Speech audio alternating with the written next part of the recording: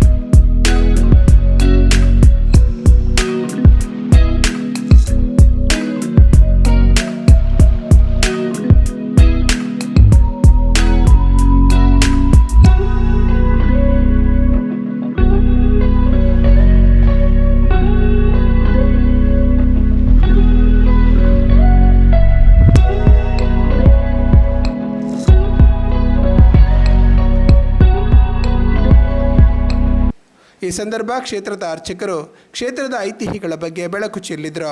ಇನ್ನು ಆಟಿದ ಅಮಾಸ್ಯದ ಒಂದು ಸಂಭ್ರಮವುಳ್ಳ ದಯಬಣ್ಣ ನರಹರಿ ಪರ್ವತ ಸದಾಶಿವ ಕ್ಷೇತ್ರ ಅಂದ್ ಈ ಕ್ಷೇತ್ರಗೆ ಪುದರ ಬತ್ತನ್ನೇ ಪಾಂಡವರನ ನರರು ಬಂಡ ಪಾಂಡವರು ಹರಿ ಶ್ರೀಕೃಷ್ಣ ಅಕ್ಕಳು ಉಂಡು ಮಲ್ತು ನಡೆದವರ ಈ ನರಹರಿ ಪರ್ವತ ಅಂದ ಪುನಃ ಪುದರ ಬತ್ತನೆ ಅವು ದಾಯ ಬಾತನಿಗೆ ಎಂಡ ಒಂಜಾನೊಂಜಿ ಕಾಲಡು ಮಹಾಭಾರತ ಯುದ್ಧ ಆಯರು ದುಂಬಿ ಶ್ರೀಕೃಷ್ಣ ಪರಮಾತ್ಮನ ಧರ್ಮರಾಯ ಯುದ್ಧ ಬೊಡ್ಚಿ ಅಂಕ್ ಆ ಪಾಪ ಕಟ್ಟೊಂದು ನಮ್ಮ ರಾಜ್ಯಭಾರ ಮಲ್ಪುನ ಅಗತ್ಯ ಉಂಡು ಅಂತ ಕೆಣ್ಣಾಗ ಐಕ ಶ್ರೀಕೃಷ್ಣ ಪರಮಾತ್ಮೆ ಅವು ಮಾತ ಪರಿಹಾರ ಉಂಡೈಕ್ ಧರ್ಮನ ಒರಿಪೇರೋಸ್ಕರ ಧರ್ಮದ ರಕ್ಷಣೆಗೋಸ್ಕರ ಈ ಯುದ್ಧ ಆದೇ ತೀರೋಡು ಬಣ್ಣದು ಶ್ರೀಕೃಷ್ಣ ಪರಮಾತ್ಮೆ ಬಂಡಿ ಪ್ರಕಾರ ಮಹಾಭಾರತ 18 ದಿನದ ಮಹಾಭಾರತ ಯುದ್ಧ ನಡತದೇ ಪೋಂಡು ಹಿಡಿದು ಬೊಕ್ಕ ಈ ಪಾಪ ವಿಮೋಚನೆ ನೇಕೆಂಚಿನ ವ್ಯವಸ್ಥೆ ಎಂದು ಬಂದು ಎನ್ನಾಗ ಇಡೀ ಭಾರತ ಯಾತ್ರೆ ಹೋದು ಮಾತಾ ತಿಗಡ್ಲ ತೀರ್ಥಕ್ಷೇತ್ರ ಮಾತಾ ಮೀದು ಅಲ್ಪ ಪೂಜೆ ಶಿವಪೂಜೆ ಇತ್ಯಾದಿ ಪೂಜೆಯನ್ನು ಮಲ್ತೊಂದು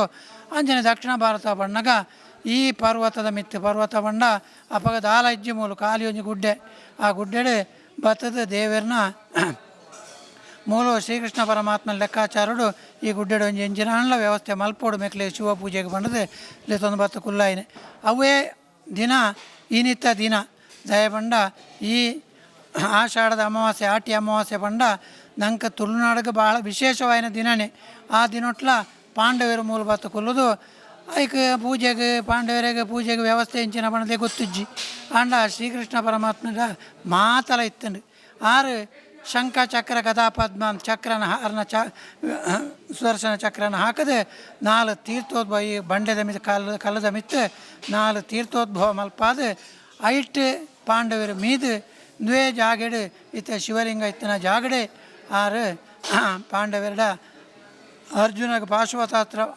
ಪಡೆಯಬೊಕ್ಕ ಕಲ್ಲಡು ವಾ ರೂಪ ಮಲ್ಪೆಲ್ಲ ಅರ್ಜುನಡ ಶಕ್ತಿ ಇತ್ತಂಡು ಅಂಚಾಯ ನಡೆದವರ ಅರ್ಜುನಡ ಶಾಂತವಾಯಿನ ಶಿವಲಿಂಗನ ಸ್ಥಾಪನೆ ಮಲ್ತದೆ ಪೂಜೆ ಮಲ್ಪಲಿ ಶ್ರೀಕೃಷ್ಣ ಪರಮಾತ್ಮನ ಅಪ್ಪಣೆ ಮೇರೆಗೆ ಅಂಚನೆ ಒಂಜಿ ಲಿಂಗ ಸ್ಥಾಪನೆ ಮಲ್ತದೆ ಶ್ರೀಕೃಷ್ಣ ದೇವರಿಗಳ ಸದಾಶಿವ ದೇವರಿಗಳ ಪೂಜೆ ಮಲ್ತನ ಅಂಚಿನ ಪುಣ್ಯಕ್ಷೇತ್ರ ಯಥಾಶಕ್ತಿ ಐದು ಬೊಕ್ಕ ದಯಬಂಡ ನರರು ಬಂಡ ಪಾಂಡವೇರು ಹರಿ ಪಾಂಡ ಶ್ರೀಕೃಷ್ಣ ಇಂಚನೆ ನರಹರಿ ಪರ್ವತ ನರಹರಿ ಸದಾಶಿವ ಪಂಪುಣ ಪುದಾರ ಈ ಕ್ಷೇತ್ರ ಬತ್ತನು.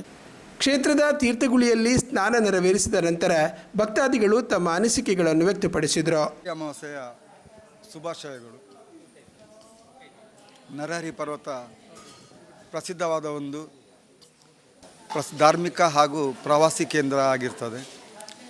ಇಲ್ಲಿ ಭಕ್ತಾದಿಗಳು ಆಟಿ ಅಮಾವಾಸ್ಯೆ ದಿನದಂದು ಬೆಳಗ್ಗಿನಿಂದಲೇ ತೀರ್ಥಸ್ನಾನವನ್ನು ಮಾಡಲಿಕ್ಕೆ ಜನಗಳು ಸಾಗರೋಪಾದಿಯಲ್ಲಿ ಬರ್ತಾ ಇದ್ದಾರೆ. ಇದೊಂದು ಭಾರಿ ಸಂತಸದ ವಿಷಯ ಆಗಿದೆ. ತುಳುನಾಡಿನಲ್ಲಿ ನಮ್ಮ ಒಂದು ಸಂಸ್ಕೃತಿಯನ್ನು ಮೆರೆಯುವ ಹಾಗೆ ಬೆಳಗ್ಗೆ ನಾವು ಪಾಳೆಯ ಮದ್ದು ಕುಡಿದು ಈ ಊರಿನವರೆಲ್ಲ ನರಹರಿ ಪರ್ವತಕ್ಕೆ ಬರುವುದು ಒಂದು ವಾಡಿಕೆಯಾಗಿದೆ. ಇಲ್ಲಿ ಏನಂದರೆ ತೀರ್ಥಸ್ನಾನ ಮಾಡಿದಾಗ ಎಲ್ಲ ರೋಗಗಳು ನಿವಾರಣೆಯಾಗಿ ಶ್ರೀ ನರಹರಿ ಸದಾಶಿವ ದೇವ ನಮ್ಮೆಲ್ಲರಿಗೂ ಕೂಡ ಒಳ್ಳೆಯದನ್ನು ಬಯಸ್ತಾನೆ ಅಂತ ಹೇಳುವಂಥದ್ದು ನಮ್ಮ ಎಲ್ಲರ ಒಂದು ಅಭಿಪ್ರಾಯವಾಗಿದೆ.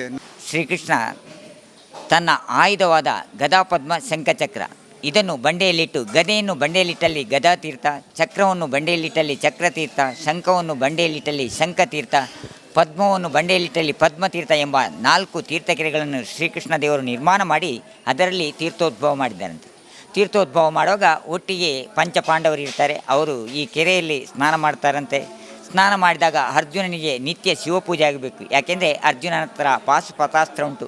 ಅದಕ್ಕೋಸ್ಕರ ಇಲ್ಲಿ ಶಿವನ ಪೂಜೆ ಆಗಬೇಕು. ಅದಕ್ಕೋಸ್ಕರ ಶ್ರೀಕೃಷ್ಣ ಅರ್ಜುನನ ಹತ್ರ ಇಲ್ಲಿ ಕಲ್ಲಿನಿಂದ ಶಿವಲಿಂಗವನ್ನು ಪ್ರತಿಷ್ಠೆ ಮಾಡಿ ಪಂಚಪಾಂಡವರು ಕೃಷ್ಣದೇವರಿಗೂ ಶಿವದೇವರಿಗೂ ಇಲ್ಲಿ ಪೂಜೆ ಸಲ್ಲಿಸುವುದಂಥ ಪ್ರತೀತಿ. ಆದ ಕಾರಣ ಈ ಕ್ಷೇತ್ರ ನರಹರಿ ಪರ್ವತ ಎಂಬ ಹೆಸರನ್ನು ಪಡೆಯಿತು. ಹಾಗೆ ದೇವಸ್ಥಾನದ ತುತ್ತ ತುದಿಗೆ, ಈ ಬೆಟ್ಟದ ತುತ್ತ ತುದಿಗೆ ಬಂದು ನಿಂತಾಗ ಪೂರ್ವದಲ್ಲಿ ಇತಿಹಾಸ ಪ್ರಸಿದ್ಧ ಸುಲ್ಲಮಲೆ ಬಲ್ಲಮಲೆ ಬೆಟ್ಟ ನಮಗೆ ಕಾಣಸಿಗುತ್ತದೆ. ಕ್ಷೇತ್ರದ ಅಧ್ಯಕ್ಷರಾದ ಡಾಕ್ಟರ್ ಪ್ರಶಾಂತ್ ಮಾರ್ಲಾ ಈ ಸಂದರ್ಭ ಮಾತನಾಡಿದರು. ಇಂದು ಆಟಿ ಅಮಾವಾಸ್ಯೆಯ ದಿನ. ನಮ್ಮ ನರಹರಿ ಪರ್ವತ ಸದಾಶಿವ ದೇವಸ್ಥಾನದಲ್ಲಿ ಇದೊಂದು ವಿಶೇಷವಾದ ದಿನ. ಭಕ್ತರು ಹೆಚ್ಚಿನ ಸಂಖ್ಯೆಯಲ್ಲಿ ಇಲ್ಲಿ ಬಂದು ನಮ್ಮ ಶಂಖಚಕ್ರ ಗದಾ ಪದ್ಮ ಅನ್ನುವ 4 ತೀರ್ಥ ಕೂಪಗಳಲ್ಲಿ ಮಿಂದು ದೇವರ ಕೃಪೆಗೆ ಪಾತ್ರರಾಗ್ತಾ ಇದ್ದಾರೆ. ಆಟಿ ಅಮಾವಾಸ್ಯೆಯ ದಿನ ನಮ್ಮ ತುಳುನಾಡಿಗೆ ಒಂದು ವಿಶೇಷವಾದ ದಿನ. ಈ ದಿನದಂದು ಎಲ್ಲರೂ ಎತ್ತರದ ಸ್ಥಳದಲ್ಲಿ ಇರುವ ಶಿವನ ದೇವಸ್ಥಾನಕ್ಕೆ ಬಂದು ಅಲ್ಲಿಯ ತೀರ್ಥದಲ್ಲಿ ಮಿಂದರೆ ಅವರಿಗೆ ಒಳ್ಳೆಯದಾಗ್ತದೆ ಅಂತ ಹೇಳಿ ಒಂದು ಪ್ರತೀತಿ ಇದೆ. ಹಾಗೆ ಸಾವಿರಾರು ಸಂಖ್ಯೆಯಲ್ಲಿ ಜನರು ಬಂದು ನಮ್ಮ ಕ್ಷೇತ್ರಕ್ಕೂ ಹಾಗೂ ಬೇರೆ ಬೇರೆ ಕ್ಷೇತ್ರಕ್ಕೂ ಇಲ್ಲಿ ಎತ್ತರದಲ್ಲಿರುವ ಶಿವನ ದೇವಸ್ಥಾನದಲ್ಲಿ ಬರ್ತಾ ಇದ್ದಾರೆ. ನಾವು ನರಹರಿ ಪರ್ವತ ಸದಾಶಿವ ದೇವಸ್ಥಾನದ ಜೀರ್ಣೋದ್ಧಾರ ಕಾರ್ಯವನ್ನು ಈಗ ಹಮ್ಮಿಕೊಂಡಿದ್ದೇವೆ. ಈಗಾಗಲೇ ನೋಡುವ ಹಾಗೆ ಇಲ್ಲಿ ಸುತ್ತುಪೌಳಿಯ ಕೆಲಸಗಳು ನಡೀತಾ ಇದೆ. ನಮ್ಮ ಸುತ್ತುಪೌಳಿಯನ್ನು ಸಂಪೂರ್ಣವಾಗಿ ಶಿಲಾಮಯವಾಗಿ ಮಾಡ್ತಾ ಇದ್ದೇವೆ. ನಾವು ಮಾಡಿಬಿಟ್ಟು ಮತ್ತೆ ಗರ್ಭಗುಡಿಯ ಕೆಲಸವನ್ನು ಈ ವರ್ಷದ ಕೊನೆಯೊಳಗೆ ಅದನ್ನು ಕಾರ್ಯಾರಂಭಗೊಳಿಸ್ತಾ ಇದ್ದೇವೆ. ಹಾಗೂ 2028 ಜನವರಿ ಫೆಬ್ರವರಿಯಲ್ಲಿ ನಾವು ಬ್ರಹ್ಮಕಲಶ ಮಾಡಬೇಕು ಅಂತ ಒಂದು ಆಯೋಜಿಸಿದ್ದೇವೆ. ಭಕ್ತರು ಹೆಚ್ಚಿನ ಸಂಖ್ಯೆಯಲ್ಲಿ ನಮ್ಮ ಕ್ಷೇತ್ರಕ್ಕೆ ಬಂದು ಈ ಒಂದು ಕಾರ್ಯಕ್ರಮದಲ್ಲಿ ಭಾಗಿಯಾಗಬೇಕು.